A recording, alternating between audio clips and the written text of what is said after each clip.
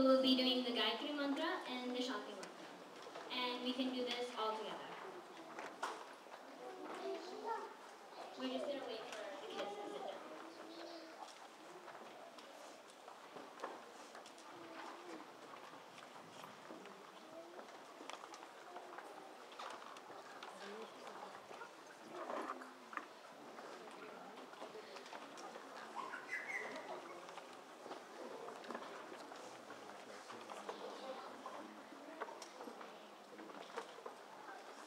Okay, so all together. Om Bhuvaswaha Tatsavituvarvarenyam Bhargo Devasya Dhimahi Dhiyo Yo Nah Prachodayat. Om Sahana Bhavatu Sahanau Bhunaktu Saha Viryam Karavavahai Tejasvinavadhitamastu ma vidvishavahai. Om Shanti Shanti Shantihi.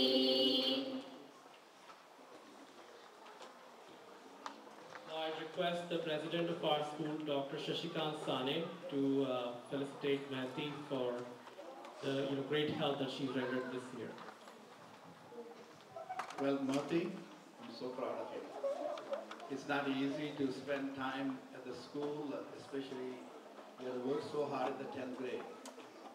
But when the God blesses you with something unique and special, like the melodious voice that you have, and the capacity to pronounce the prayers so perfectly, you have to share that gift with other people so they can emulate you, inculcate from you, and practice all your life. So congratulations. I'm so proud of you. I thank you for coming.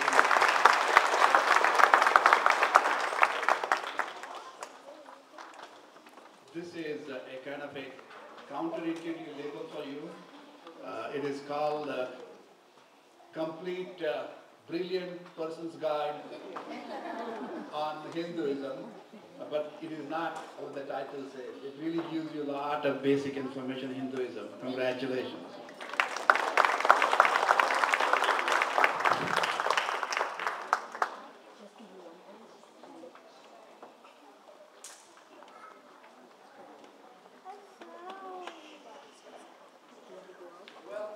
Let me share.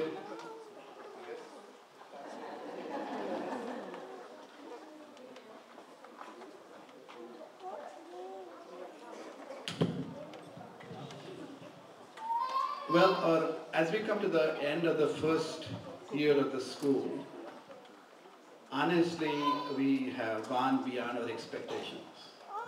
As many of you have heard me say before, we didn't expect more than 25 students to register for the first year. And I'm so happy that we have had the privilege to study with 105 students during this particular year.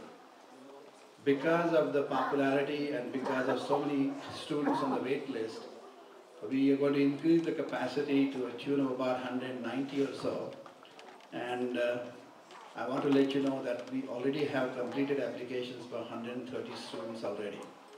We have not sent the applications to the general community as yet, and I'm sure we'll fill in those almost up to two. We are saying 180, 90, but Vishal, I think we'll have to take up to 200. That's what the number I see.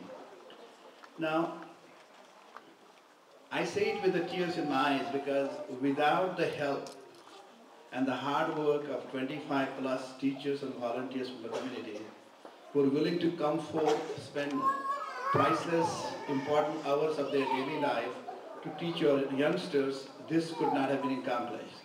But remember, as you spend that much time and energy for it, the driving force and the energy that you receive was none other than the divinity that is present in each and every one of you. Now, I know there are a lot of people sitting in the audience who want to do the same thing, but could not do it this year. And since we're going to increase the capacity of the school, I know what you can do. What you can do is as early as possible, go and catch hold of this gentleman who's my right hand but standing to my left and get the information to him, and he will make sure that he'll help you reach your goal. Now, many of you are talented, scholarly, and energetic, but sometimes question your capacity to teach my students, our students. Don't need to worry about it. We have the written curriculum available for you. If you just read it, you'll be able to teach them very well. And you know what? Inside story, you might learn a few things as well, right, Kedar? So what I'm trying to say is that please volunteer. If you have more teachers, we can double, triple, it doesn't make difference, because the idea is to teach our youngsters and in that process enrich the entire community. Now, we have been so privileged to have special individuals spend the last weekend, Saturday, Sunday, in the Twin Cities.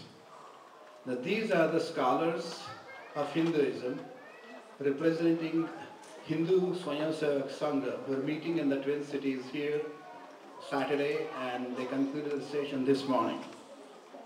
Now,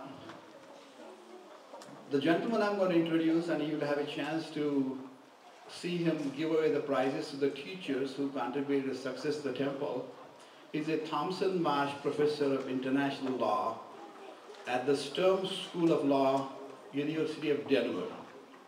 He is the head of HSS, and he is the co-author of the new Constitution of Nepal. And he has taught innumerable courses with lots of scholars around the country, including the recently appointed Chief Justice of the United States, John Roberts. Well, he also proudly talks about lots of his students, who are thousands and thousands of them around the country, around the world. And one of the recent one was who was a National Security Advisor and a Secretary of State, Condoleezza Rice, was his student as well. Now, he's a very young man who graduated from Punjab University in 1952, receiving his master's in law from Delhi University in 1958. He received his LLM from Northwestern in 1962 and polished off his law degree from Yale as a graduate fellow. Now, I know I could talk about him for a long time, but I really feel so excited that he is there to bless our students and the teachers.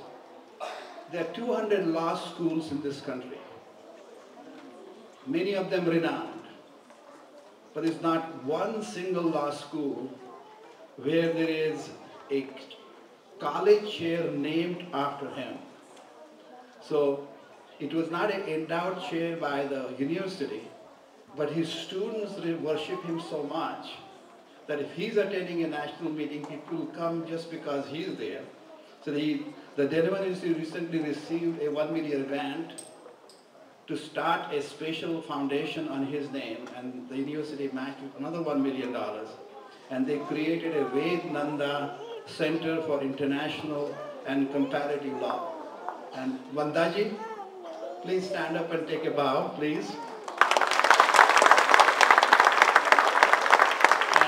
His love and affection for Hinduism and our Hindu community and the Hindu culture, I just can't describe. It was Kumud and my privilege to welcome him and have him with us for the last day and a half, and this evening he has to return back because he's a very young man, as you realize from the CV I just mentioned.